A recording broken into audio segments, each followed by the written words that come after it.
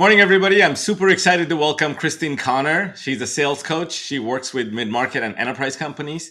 Kristen, welcome. Thank you so much for having me. I'm excited for this. Yeah, I've been following you for a while. I've watched a lot of your videos and there's some great insights. But before we get started, I'd love to have you introduce yourself to our audience. Yeah. So fell into sales as most people do. Not many people start out wanting to be in sales when they grew up, but came to that from a background from teaching actually, but made my way into sales. And then I've worked for some really large companies, Tableau, Salesforce Outreach, and also some really small companies. UserGems, I was employee number 44, I think. So I had some unique experiences and excited to chat through anything that'll be helpful. So what led you into coaching, sales coaching? Yeah, so actually that kind of is like the perfect combination of my teaching background and then what I've learned in tech, right? Because I got into teaching because I love that kind of light bulb moment when somebody goes, "Oh, that makes sense." I'm kind of addicted to that, right? And so when you combine that with because I came to tech from a really non-traditional background, I had to document a lot of the processes and things I was using for me, so I could recreate those things and know what was helping me be successful. And so then being able to share that with people with mid-market and enterprise reps and then coaching some whole sales teams as well is really exciting to kind of pay it forward. I had some great mentors and I can't pay them back, but I can pay it forward. That's pretty awesome. So when you think about or look at that last decade or so, right? Enterprise sales, especially pushed by COVID, Yeah. changed dramatically. A decade ago, if you're Mm-hmm. trying to close a 100K deal, you're flying all over, three or four people. Yep. That has changed, right? But that time it was good because you would access the decision makers. They will be in a room. You don't Yes. have that anymore. Somebody shows up Zoom call, they don't turn on videos. So tell us a Gosh. little bit where things were and where kind of things are from your perspective when it comes to enterprise sales. Yeah, you nailed it. After COVID, I think, especially in enterprise, people don't want to sit in a room with you anymore at the beginning of the deal, especially before we even agree that there is a deal, before they even believe that we can, while they're still testing out, can we help them, achieve their goals or avoid a risk? And so I think reps have to be a lot more analytical in order to earn that trust, in order to earn the right to even be in the Zoom room and then the literal room. We have to understand more about the business. We have to have a sharper point of view as to how we can add value rather than just relying on the kind of personality based stuff that happens more. It's easier when you're in the room with someone to establish commonality and to learn about them and understand the culture of the business. But I think we have to do a lot more research and analysis up front, and enterprise reps are already doing a lot of that, but I think it's even, you have to go even deeper. So maybe, double click on that a little bit, and I'm going to kind of throw out some use cases. Let's say a $30,000 deal that kind of sells on its own, but you move up to maybe 100, 150, $200,000 deal that kind of sells on its own, but needs to be integrated into some sort of a CRM or ERP or some hardware some other place, right? It needs to get plugged in. Mhm. Can you walk us through a little bit from a buyer's journey perspective, how the buyers get in before we go into the sellers? What is Mhm. in their mind? How do they buy these two different products and who is involved? What's the buying unit looks like? So from a sales perspective, we kind of start framing it. Yeah. So if you look at the Gartner data and even Harvard Business Review, buying committees have gotten so much larger, even for relatively small deals. And that, I think, when there's a lot of uncertainty in the market or organizations are pretty political or public, people do not want their name alone attached to a purchase, right? They want to make sure that they have all these sign-offs from around the business to de-risk that purchase. And also you see IT involved in a lot more deals, especially at the beginning, because IT, they have a big job. They want to make sure all the trains run on time and nothing disrupts something, down the chain and the ripple effect. So yeah, it's definitely changed. And I think when we think about, when I said like reps need to do more research and have a good point of view, that has to be per stakeholder, right? We have to know our value prop for the IT folks. And there's usually in enterprise, larger mid-market enterprise deals, there's usually 2, 3, 4 departments that are impacted by our product, and stakeholders are going to be involved in evaluating it. And we need to be able to understand and articulate the value prop for each of those buyers, right? We have to be able to put ourselves in their shoes. And I think you also asked, so I mean, just understanding all the different stakeholders, right, that are there that might not have been there for that smaller deal that you mentioned. And so, from a process perspective, I want to stay on the buyer side. There's a lot of research that's published, including Forrester and others, that especially when you look at Gen Z and millennial, they're spending an enormous amount of time online Yep. doing research. I mean, before COVID, people were already researching before they call, but now it seems like they know the top three vendor that they want to look Yeah. at. So the silent salesperson, which is the marketing team, what do you think? Like, what do these buyers look at when they land on a site or come through a social channel? How does that experience look like on the buyer side today? Yeah, you're 100% right. I think I just saw a stat from Gartner that says even up to 95% of the decision has been made prior to engaging with a rep, right? They've done a lot of research. They've looked at reviews. They've looked at sometimes case studies, white papers. They've done a lot before they even talk to a salesperson.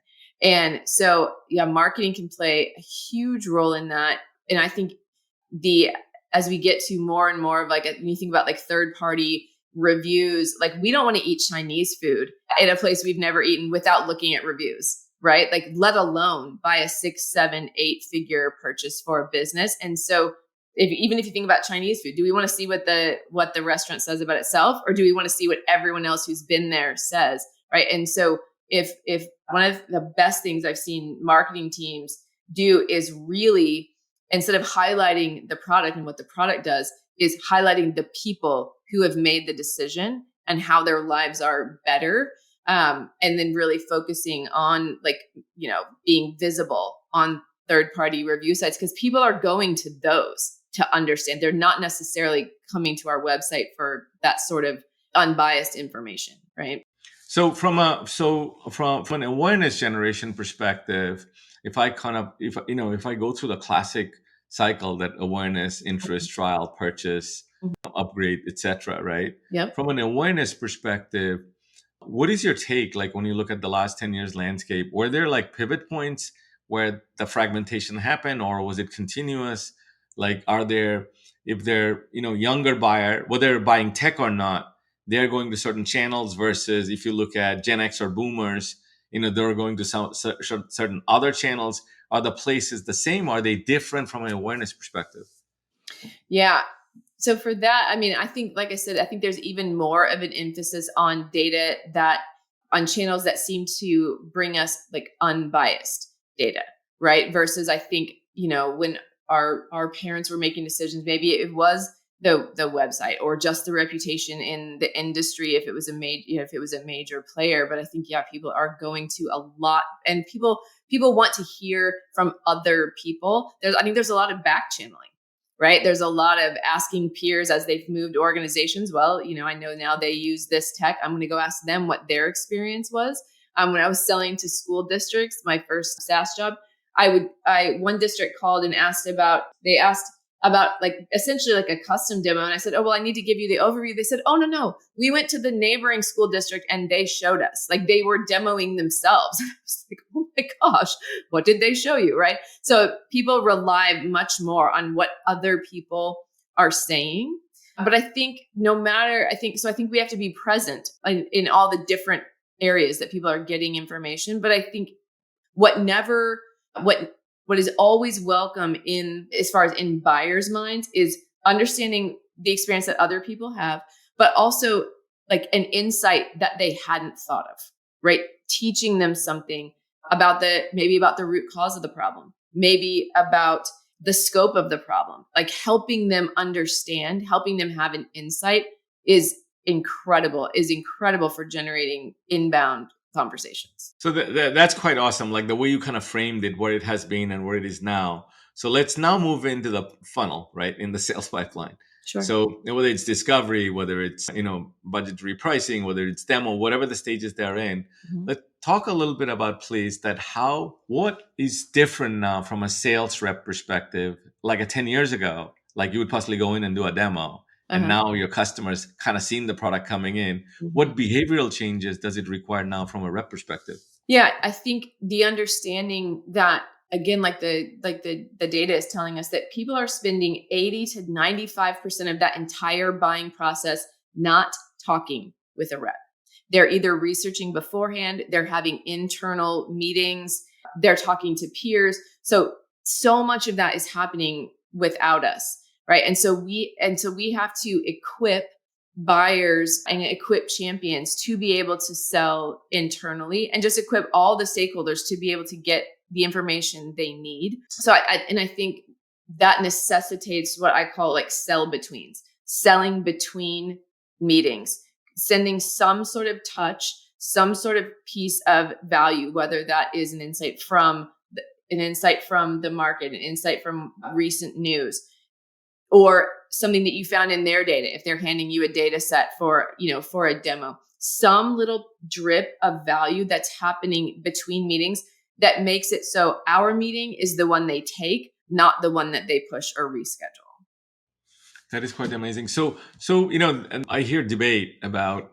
There's a lot of startups here in Silicon Valley. I talk to the founders all day long. Sure. One of the critical point about like how much you show on your site, because competitors are going to copy, Sure. versus how much you actually push them through a demo and you show everything after you qualified the buyer. Yeah. So when you look at the 30, 40, 50K range, right? Mm-hmm. What is your take? I mean, is a company when they're starting up and trying to grow, are they better off taking the risk and putting the product demo online, or are they better off, keeping it undercover? Like what helps more or hurts more? I think transparency wherever we can do it is typically beneficial. Yes, we are going to have to contend with competitors, but that's always going to be true. But if you think about like we're almost in an influencer type age. If you think about folks that people are looking at, even just for fun, Instagram, TikTok, like there's a lot of people that are showing like, hey, this is how you do this thing. This is how you can do it without whatever I'm offering, whether it's coaching, consulting, a product, right? Here's how to do all these steps. And also the way, if we do it for you or we do it with you, that'll be easier for you. But there's a lot of like being very transparent and providing a lot of value up front, because people, that's what we crave, right? Is transparency, is somebody who's not going to give us the runaround, but who's like showing the real deal. Yes. And there's a fine line between, pigeonholing ourselves, right? By showing stuff that maybe paints us into a corner. But I think people want transparency. If they feel like we are gating things and giving them a bad buyer experience, I don't think that's a competitive advantage. I think they go find somebody else where they can get more of what they want, the information they want when they want it. So if I take that as a framework, right, that your website is your digital salesperson compared to, may not be completely, but a lot of the activities that we used to do before COVID, right, Yep. or 10 years ago. Yeah. If you look at that context, well, how does discovery look like in a 30K, 100K deals? Are they same? Are they different? What happens, sort of down pipe, maybe just go to demo, then go to, a post demo. Can you walk us through that journey? Like where does the rep need to evolve? Yeah, I think this idea that we have a discovery call is one of the biggest disservices that SaaS and tech has given us in terms of like a sales idea. Number one, because there are very few contexts, especially in new logo, where a buyer is going to subject themselves to a 30-minute discovery call before they see or understand anything about our product. And if we're trying to force that because that's the way it used to be done, people are not going to like that. They don't want to be interrogated, especially at an executive level. Executives want to know quickly, can you help me solve my problem? Not let me educate you about what I do, right? I think reps have to be much more educated about the buyer and about the heartburn that exists in their world than they used to. I think people will not put up with educating a rep. And so just the preparedness that we come to that conversation with, being prepared to have a back and forth, like a normal human conversation. I ask you a question, you give me a little information, then I give you a little information. There's a tension. Everybody has to get something that they want for that to be a productive conversation. And then I think the second bad thing about a discovery call is it gives this false idea. Discovery is a process that happens throughout a sale. It should happen on every call, even post-sale, right?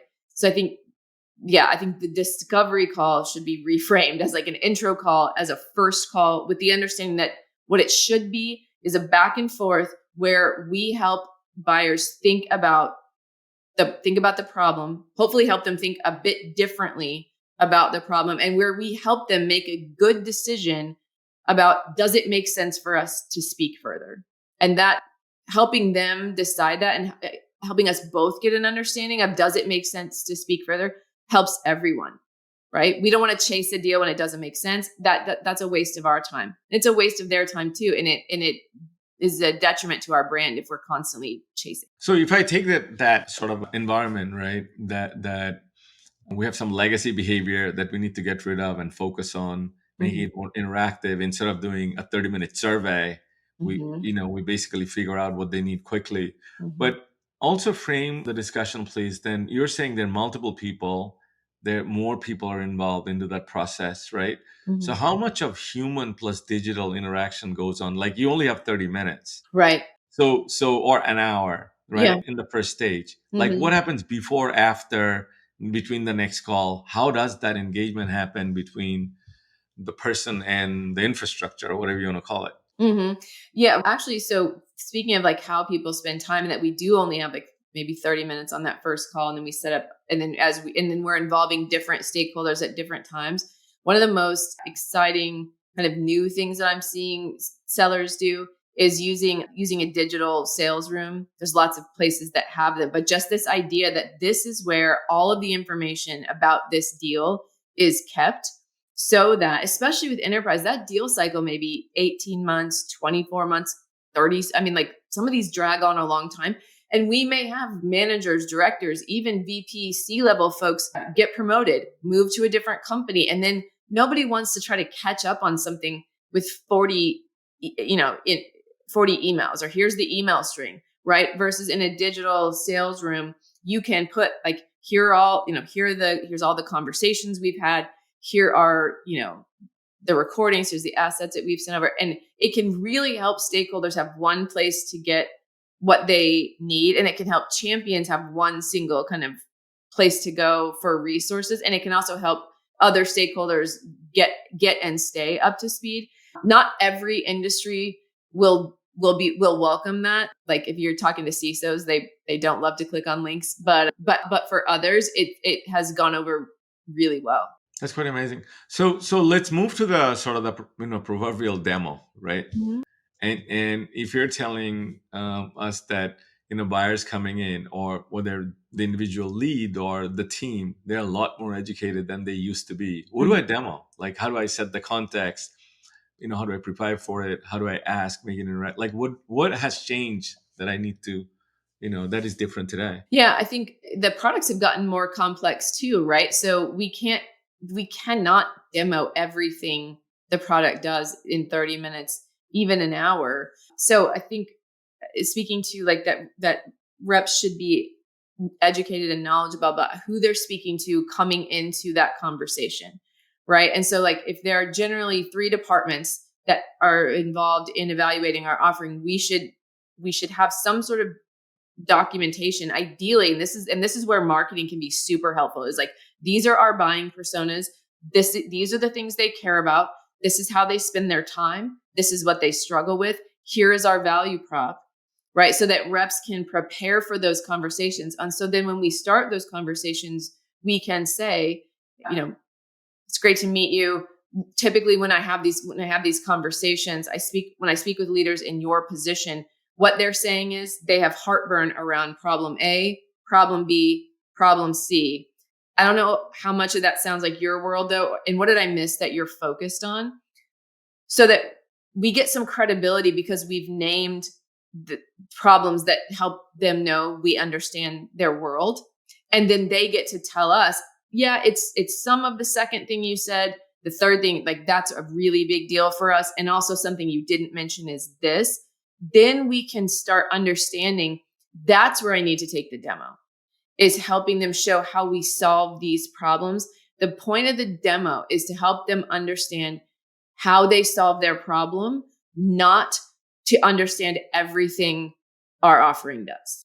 So if I kind of continue, right? Let's say I do a relatively good demo, Mhm. a lot of buyers ghost after that, Mhm. right? So how do I, going back to this multi-functional buying, to Yep. this other M word called multi-threading? Yep. Like, what do I do? How do I start? Who else helps me with that? Like, how do I engage? And then not only just that, how do I figure out, these, whether it's the old acronyms of spin selling, whether it's Muller Hyman, whatever those techniques are, where you figure out these personas of the buyer's buying team, do they still apply? Like, how do I pick that multi-threading path? So loaded question, and the frustrating sales answer is it depends, because it depends on who we're talking to. But let me start with the idea that sometimes buyers take a demo and then they ghost. Like you talked about the funnel earlier. We have to understand that buyers come to discovery or first conversations and demo conversations. They are not all in the same stage. They are not all at the same path in the funnel. Right. And so that's where we were talking earlier about like this concept of matching their urgency, where we say at the end of a first conversation, hey, appreciate the time today. It sounds like there's a business problem that we may be able to help with. And also just candidly, I find that people come to these conversations for one of three reasons. They're in education mode. They just want to understand more about what's out there to solve this problem. Number two is they have a really big problem they needed solved 6 months ago, and they hope we can help with that. Number three is they have a problem. They need to do something about it in the next year, but it's not the hottest fire. And the reason I ask is I never want to be the one to chase anything. So if you are just in education mode, that's okay. When we ask that, that gives folks permission to put themselves in one of those buckets. And then the next steps that we suggest from there vary based on, do they have a problem that's big enough to solve? We don't ignore it. If they say, oh, I'm in education mode, there's a reason they're looking into it. We need to nurture that, and we can work with marketing on how to do that, how best to do that and all the sequencing and all that. But the first thing is like, if somebody who comes in education mode and then doesn't take a next step, they didn't ghost us. They just wanted more information and they got it. It's on us to nurture that lead. So understanding like what's ghosting versus just them being at a different stage in the funnel, a different stage of need, different level of problem awareness. That makes a lot of sense.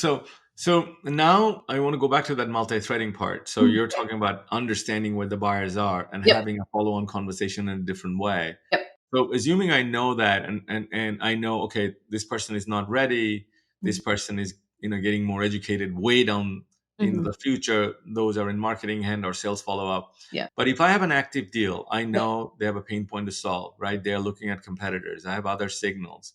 How do I multi-thread? Like, where do I start? And how do I say your decision maker is not in the room? Can I talk to her, please? Or like, how do I start that conversation? Yeah.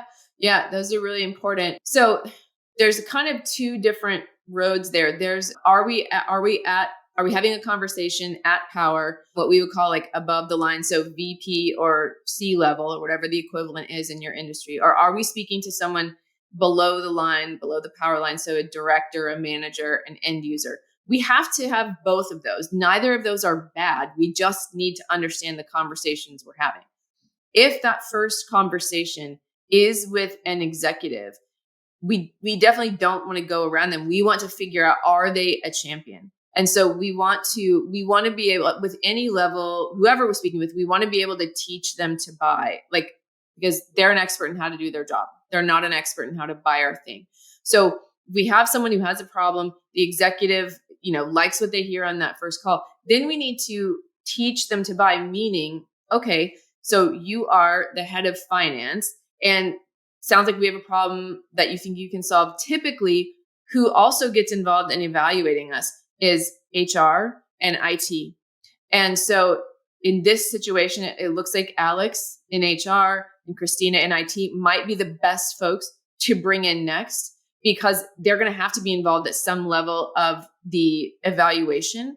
And that's typically the best next step. Your organization may be different. Is there somebody else we should involve next? Because they might be super savvy and know that we have to talk to chief of staff before anything gets done. But we just teach them the best next step if they want to move forward. So that's it for power. It's a different conversation if we are first speaking with like a manager or a director. And so talk a little bit about, you talked about at power, but someone who is coming in, has been assigned to scope it out, coordinating a project, Yep. but the decision makers are not at critical point post demo, or even, we're forming up pricing. Yep. You're not seeing the decision maker in the loop. How do you have that point of contact, at a junior level, go pull the decision makers back into the room? So when we get a first conversation on the calendar, when that books, and it is a conversation with some like a manager or a director end user, what can help start to loop executives in is multi-threading before that first meeting. So going to find those executives that are from the three departments that are typically involved, right? Finance, HR, IT. Sending them a message before the meeting saying, hey, I have a meeting with your colleague. We may or may not want to name them depending on lots of factors. We have a meeting with your colleague in HR, and here's the topic of the meeting. And executives aren't always involved in every part of this, but some of them do want to attend because they have there's a KPI for them around this problem I solve. I forwarded you the invite, or I can forward you the invite, but either way, I'll send you the readout afterwards so that we start to get involved at an executive, have communication at an executive level, even before that first meeting. And if we feel like it's not wise for us to do that as reps, what can really help is ghostwriting a note like that for one of our leaders to send, so that it's not us sending it, but also there's some executive alignment as those conversations starts, because before that first meeting, we don't know whether that point of contact is going to be a champion or not, right? And so they're just a contact at that point. So helping us get involved and start having some executives conversations, sometimes we can do that before the first meeting, and that can be really powerful. So let's kind of move on to the next step, right? Mm-hmm. They are now asking pricing, almost final pricing. Then you walk us through a little bit what that process would be. They come back and said, okay, we want this application, that application, so many users, etc. Give me a final price, right? Mm-hmm. How do you do that? Do you just put it together, send them over? Do you bring them back on a call? Like, what is the process? Yeah, you never want to present pricing or negotiate anything via email. That we should never be doing that. Not for a 30K deal. Maybe if it's a one call close, that's a different story, but we're talking about mid-market and enterprise. I would say on a pricing conversation, like we should be talking about that. We should be talking about a price range very early on so that we are not wasting anyone's time. And also, because buyers are savvy and they're doing a lot of research, they should have a pretty decent idea of what this is going to cost, especially if they already have a contract with a competitor, if they're having those conversations. So we should talk about a range. But when we talk about final pricing, one of the things that I think is really important is before we get into a pricing conversation, especially a final one, we need to have a conversation with a champion and present that to them so that the champion is not surprised. We do not want them to be caught off guard and then have to try to defend something in a larger meeting. We really need to work with the champion to so that there's no surprises. The other thing is, if you look at the research that the folks from Challenger did in the book, The Jolt Effect, they talk about the rep having a recommendation, right? And the power of recommending something. You don't want there to be too many options. That includes a lot of complexity. And you also want to include, like, this is what I'm recommending and here's why, right? That is specific to their organization, because again, that helps them, that positions us as the differentiator, right? We are helping guide them to a good decision. Think about how much we appreciate that whenever, a mechanic, a dishwasher repair person, anybody else says, oh, even someone on a wait staff, right? If you're like, is the soup better or is it the steak? Like, I don't know. And they're like, actually, the steak's a little dry. You're like, oh my God, thank you for telling me that, right? Like, we all appreciate a good recommendation. So let me go to the next step. I want to be careful about the time also here. So they come back, you discuss pricing. They're like, okay, I'm going to go back in the review, and you get a good vibe. Then you get an email saying, hey, I had a review with finance. We got to shave something off here. What does that mean? Does it mean 10%? Is it mean 50%? Like how do I go with that? Well, right. And I mean, a good champion, like a true champion, not just a point of contact, will tell us. Like sometimes we have to do creative contracting, right? Like I was just talking with an enterprise rep and she's like, hey, we just did 2 contracts where they're each $99,000 because over 100,000, we have to get procurement involved, right? A good champion will say, hey, bring this in at 99K so that we don't have to go to this whole another level, right? So a champion should be helping us figure out what that is. A champion should also be helping us communicate value to finance, right? So that finance understands like the true value that we're getting. And that's a part of us being a good guide, right? Is enabling champions to communicate what they're getting out of it. That being said, there's a lot of uncertainty in a lot of markets. And so like budgets are real. And so then, but instead of just discounting, how can we actually get creative in something other than a discount? Can we start with a small like land and expand model? Can we agree on a small number of folks and get them successful? And then we have agreed upon growth over 2 or 3 years. Like there's a number of ways that we can help them get to where they're going without us just completely we can compromise, but we don't want to just fully capitulate. So let me go to the other scenario. They're like, hey, I wanted to come back to you. You were kind of neck and neck running with this other competitor and you're at 40K. They just came in at 25K. What can you do? Yeah, definitely. That definitely happens. I think it's also important to understand the value of what we have and not necessarily get caught up in comparing apples to apples. I'll give you an example. I literally had almost that exact scenario with somebody from IT who was comparing us to a different competitor. And they said, hey, they came in at half of what you are. Like, we need to get to this, or they were ready to walk.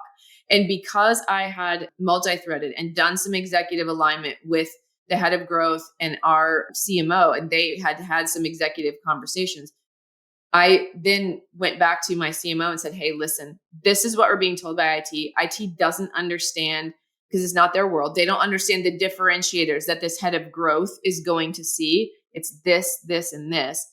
And then our CMO went back to head of growth, and head of growth brought IT back to the table.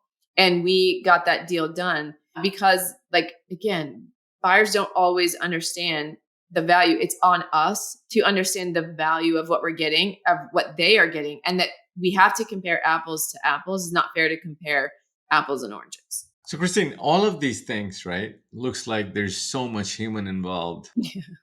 And there's all these buzz about AI replacing. What is your take on this whole thing? Because what you just walked us through, it is not easy. And what you just described, actually, it has become harder, right? Mm-hmm. Yeah. So what happens with AI? Is it just like, my grammar and spell check machine, or is it more than that? Like, what is your take on this whole AI thing? Yeah, it's helpful in a lot of ways. I find like the reps and the organizations that I coach are using it, number one, to make research faster, right? And rather than spending 3 hours looking at a 10K, having AI ingest the 10K and have it tell me, risks, initiatives, those sorts of things. Research on executives so that I know how to message them, looking at current trends, like making research faster. First drafts of things, whether it's a first draft of a point of view, a first draft of an email, like it can help us brainstorm and get to things quickly. I mean, they're so, it can show us signals. Like how do we use AI in sales is a giant topic. But I think the takeaway is we have to use tools that make sense for us, not use AI just for AI's sake. And that involves being thoughtful about it and not just getting caught up in every kind of whim or every new shiny thing. Well, it's been amazing. I don't know where 45 minutes went. It just kind of flew by. I'd love to have you back. Maybe double click on that, deployment of AI, because people are selling it, people are buying it. We use a lot of it. Yep. That would be an incredible follow-on. But thank you very much for your time. It has been amazing. Thank you, Kristen. Thank you so much for having me. I enjoyed it.